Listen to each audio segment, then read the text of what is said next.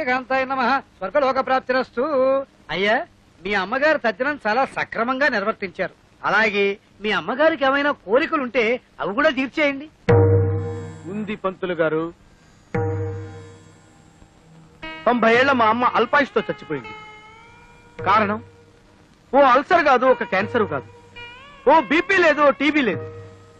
కేవలం ఈగలు ముసిరిన అన్నం తినటం వల్ల మా అమ్మ వాంతులు విరోచనాలతోటి మంచం బట్టి చచ్చిపోయింది పంతులు గారు.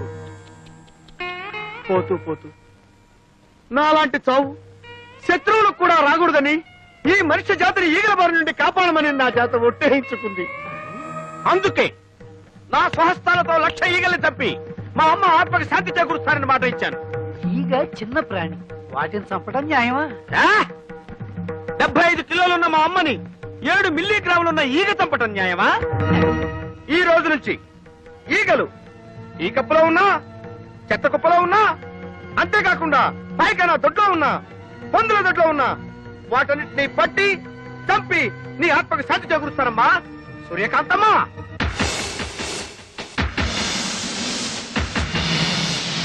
అయ్యా, ఇక నేను సెలవు తీసుకుంటాను.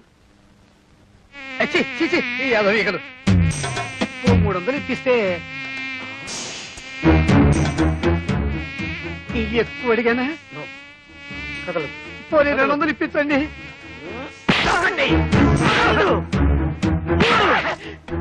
అమ్మా, నీకు మాట ఇచ్చిన మొదటి రోజు 3 ఈగలు దొరికాయి. నమస్కారం అండి అయ్యగారు. రావయ్యా, కూర్చో. అమ్మాయి, చీరల సెట్ వచ్చాడు, రండమ్మా. పార్వతి, చెరో 500కి 2 చీరలు తీసుకోండి అమ్మా. చదువుతున్నావా బాబు? చదువు తప్ప మా నోట్లో వెళ్ళి పెట్టుకోకూడదు. వెళ్ళి కూర, నక్క, కుక్క, ఏనుగు, పంది. ఒరే, ఇక్కడేం చేస్తున్నావు? లోపలికి వెళ్ళి చదువుకో. డిజైన్స్ మంచిగా తెచ్చావా? అదిరిపోయే డిజైన్లు తెచ్చానండి. అక్క, ఈ చీర నీకు బాగుంటుంది. గాడిగా ఉంది. అక్క, ఈ చీర ఎంత బాగుందో కదా? అవును, నీ రంగు చాలా బాగుంటుంది. ఈ చీర ఖరీదెంత? ఎంతమ్మా? 800. 800? చీర బానే ఉంది కానీ బార్డర్ ఎంత బాగుండట్లేదు కదా? అర్థమైంది. ఖరీదైన చీరనేగా వద్దంటున్నావు. తాతయ్య గారు చెప్పినంత మాత్రాన చీరకు 500 రూపాయల చీర కొనుక్కోవాలని లేదు. అసలే నాకు దేవుడి దేవుళ్ళ ఖరీదైన చీరలంటే భయం. పైగా ఎప్పుడు వంటగదిలోనే పడుంటానుగా. ఏమయ్యా, ఓ 200 రూపాయల చీర పడే. వద్దు. మరి డబ్బుల్లో ఇంత తేడానా? మనసులో తేడా ఉండకుండా ఉంటే చాలు. పిచ్చి, చూసావట్రా వాళ్ళ మంచితనం. వాళ్ళు తోడుకోవడలే కాదురా, తోబుట్టుకోలరా. రేపు నీ కాబోయే భార్య కూడా అలాగే వస్తే ముగ్గురు చూడముచ్చటగా ఉంటారురా.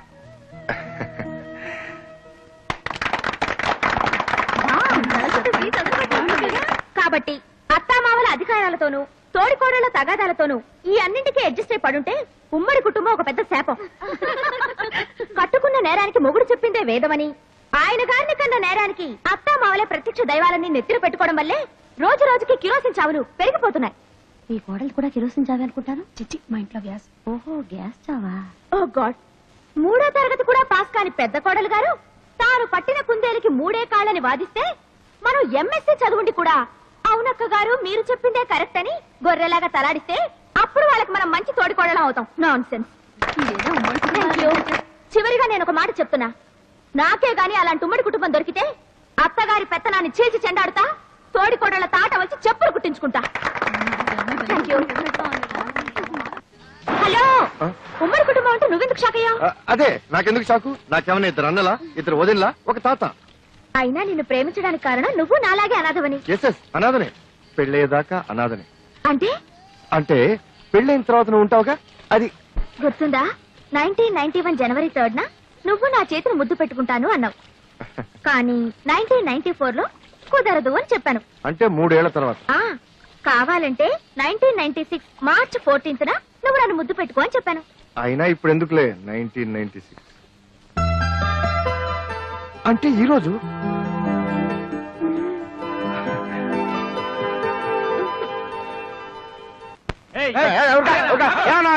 ఏమన్నా ఈగలు తప్పుకుంటే ఈగలకి పంపొస్తే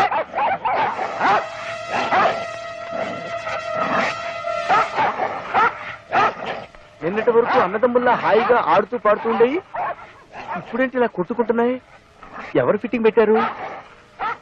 కొంపదీసి మా అక్కయ్య ఊరి నుంచి రాలేదు కదా? వచ్చేసాను తమ్ముడు.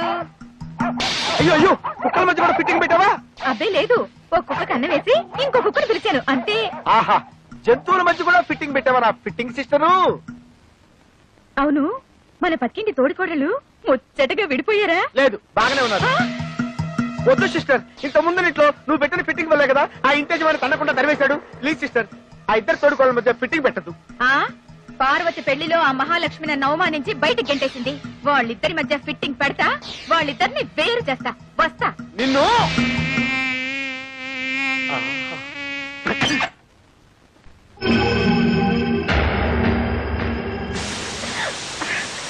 అమ్మా లక్ష్మి, నువ్వా రా. ఏంటమ్మా ఈ దారుణం? చెరుగ్గడలా ఉండేదానివి చీపురు పుల్లలా తయారయ్యావు. నాకేమైంది? బానే ఉన్నానుగా. అయ్యో పిచ్చిదానా, రెండో కొడలు వచ్చా కూడా నీకు ఈ పని పాట తప్పలేదా? రావడమే ఆలస్యం. ప్రారంభించావా? నాకు తెలుసమ్మా, నువ్వు ఉట్టి అమాయకురాలివి. నిన్ను బుట్టలో వేసి తెలివిగా నీ చేత అన్ని పనులు చేయించుకుంటుంది. ఆ అలాంటిదేమీ లేదు. ఏదో చిన్న పిల్ల, ఇంటి పని వంట పని అట్టే రావు. రాకపోతే నేర్చుకోవాలి. నువ్వు మాత్రం అంట్లో అట్ల కాడలతో పుట్టావా? పైగా చిన్నపిల్ల అంటున్నావు. నీకు తనకి పట్టుమని 10 నెలలు కూడా తేడా లేదు. పిచ్చి పిల్ల, నువ్వు అప్పుడే అలసిపోయి అవ్వలా తయారయ్యావు. ఆవిడ గారేమో సెంట్లు, స్ప్రేలు, లిప్స్టిక్లు. ఒళ్ళు వంగదు, అడుగు పడదు, వయసు తరగదు. అమ్మగారికి ఇడ్లీలండి. ఈ తోక ఇంకా కట్టవలేదా? అంతా నువ్విచ్చి నలిసే. నువ్వెక్కడ తిండి తక్కువ పెడతావోనని సియ్యేడిని పెట్టుకుంది. ఒక పని చేస్తావా? ఆ, నువ్వు నోరు మూసుకుని బయటికెళ్ళు. ఆ, వెళతానమ్మా. నీ పప్పులు అక్కడ ఉడకవు గానీ దాదా. ఆ, చెప్తా. ఆహాహాహా, ఏమి గ్లామరు! అందానికే అసూయ పుట్టించేంత అందం. మీరు నేనమ్మా పాపని, నీ పక్కిల్లే. నీ పెళ్ళప్పుడు నేనే దగ్గరుండి. రండి పర్వాలేదమ్మా, పర్వాలేదు. ఏమ్మా, నీకు నీ తోడి కోడలికి ఏమైనా తేడా వచ్చిందా? అబ్బే అలాంటిదే లేదే. లేదని నువ్వంటున్నావు. ఆ మహాతల్లేమో అనవసరంగా నీ మీద నాలుగు పారేసుకుంటుంది. భలేవరే, ఆ కిందకి అలా అంటుంది. అయ్యో పిచ్చిదానా, ఎప్పుడు చూసినా నీ అద్దం, నీ దువ్వెన, నీ అందమే నీకు ప్రపంచం అయిపోయింది. గాని అలా గడప దాటి బయటకు వచ్చి చూడు. నీకింటి పనులే రావంట. మీ ఆయన కాఫీ కలిపివ్వడం కూడా చేత కాదంట. ఎప్పుడు చూసినా లిప్స్టిక్ రాసుకుని షోకేస్ లో బొమ్మల 24 గంటలు కూర్చుంటావంట. అలాగందా? ఆ, కావాలంటే నువ్వు పూసుకో అన్నా. అసలు సంసార పక్షంగా ఉండే స్త్రీలకి లిప్స్టిక్ ఎందుకండి? కాపురానిక, వ్యాపారానిక అంది. అమ్మగారు ఆల్రెడీ. వీడొకడు తోకలాగా అమ్మగారు పాలు, అమ్మగారు నా నెత్తి, అమ్మగారు నా బొందని. అమ్మగారి కాలు వంకరా, చెయ్యి వంకరా, వంటగదికి వచ్చి తీసుకెళ్లలేరా? ఇవన్నీ మీ అక్కగారే అన్నారమ్మా.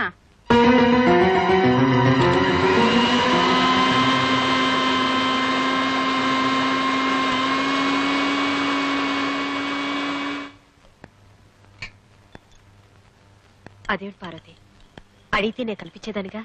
ఎవరి పని వాళ్ళు చేసుకుంటే మంచిది. అయినా నాకేమైనా చెయ్యొంకరా కాలొంకరా? హాయిగా ఎప్పుడు సరదాగా నవ్వుతుండే అక్క చెల్లెలని ఒకళ్ళు నవ్వితే ఒకళ్ళు ఏడ్చేలా చేశావు. ఇంకా వాళ్ళ ఇంట్లో ఎన్ని ప్రళయాలు జరగబోతున్నాయో, ఏం జరుగుతుందో దేవుడా. అయినా లక్ష్మి గుడికెళ్ళి 3 గంటలైంది. ఇంతసేపు ఏం చేస్తుంది అక్కడ? నువ్వేంటి ఆకలేస్తే వేలు కొడుకు తింటావు? పోరా వెదవా. ఇంటర్వ్యూ టైం అయిపోతుంది. ఊరుకోమా ఊరుకో. ఏమిటో కర్మ, ఇంట్లో కాసిన కాఫీ నీళ్ళు కాసిచ్చే ఆడదిక్కు కూడా లేదు.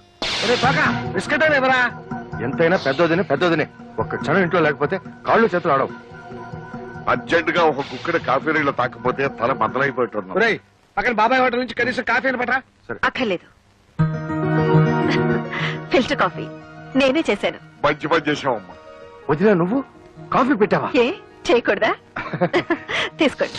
వాసన వదిలిపోతుంది. తాగితే అమృతమే.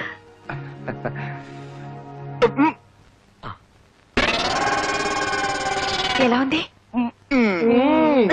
అరగంటలో వంట కూడా రెడీ చేస్తాను. కేసే సూపర్.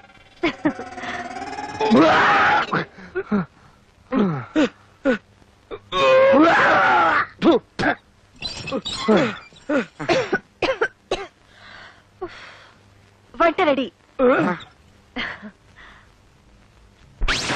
ఓరి నాయనో, కాఫీ కషాయంగా ఉండి కడుపంతా చెడిపోయింది. ఈ పిండా కూడా తింటే నాకు పిండం పెట్టాల్సిందే. ఒరే బాబు, మీరు భోజనం అదేమిటో అన్నయ్య, నాకు అస్సలు ఆకలి కావట్లేదు. నువ్వు తినరాదు? భలే ఇవాళ నేను అసలు ఏం తినకూడదురా, శనివారం కదా, పచ్చి ఉపవాసం. అమ్మయ్యా వచ్చేసా, రక్షించాం. దేవుడి దేవల్ల గుళ్ళు ఆలస్యం అయిపోయిందండి. తాతయ్య 2 నిమిషాలు వంట చేసేస్తా. అలాగేనమ్మా.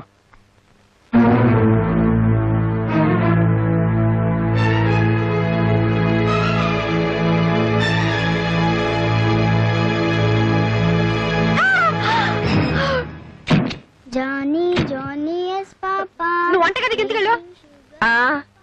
వంట చేయడానికి. వంట పులిని చూసి నక్క వాతలు పెట్టుకుంటే అలాగే ఉంటుంది. ఏంటా చూపు? నూనెలో నీళ్లు పోసి సాంబార్ నా నెత్తి మీద పోసి బస్తాడు బియ్యం తడిపేసి నెలకు సరిపడే సామాన్లన్నీ పాడు చేసావు. ఎంత డబ్బు దండగా. ఇంకోసారి వంటగదిలో అడుగు పెట్టావంటే దేవుడి దేవుళ్ళ కాళ్ళు వెరకొడతాను. ఆగు. నువ్వు తినే తిండి, వండుకునే గ్యాసు, ఇంట్లో సామాన్లు ఇవన్నీ మాయ కష్టార్జితమేనే. నీ మొగుడు వచ్చే జీతంతో ఇంట్లో ఫెనాయిల్ కూడా రాదు. పార్వతి, ఏదో డబ్బు దండగైందంటున్నావుగా, తీసుకో. ముష్టి వాళ్ళకి వేసి అనుకుంటాను. ఏమన్నా? మా అమ్మ అన్న దాంట్లో తప్పే ఉంది. ఎవరే నీకమ్మ? చిన్న పెద్ద లేకుండా పిచ్చి పిచ్చిగా మాట్లాడతావా? మాట్లాడతావా? ఇంకోసారి అలా మాట్లాడతావా? చిన్నపిల్లలు మాట్లాడే మాటలా ఇవి? ఎవరు నీకు నేర్పించారు? నా మీద కోపంతో పసిబిడ్డను ఎందుకు కొడుతున్నావు? నా ఇష్టం, నేను కొడతాను, అవసరమైతే చంపుతాను. ఇది నా బిడ్డ. చేతనైతే నువ్వు ఒక బిడ్డను కను.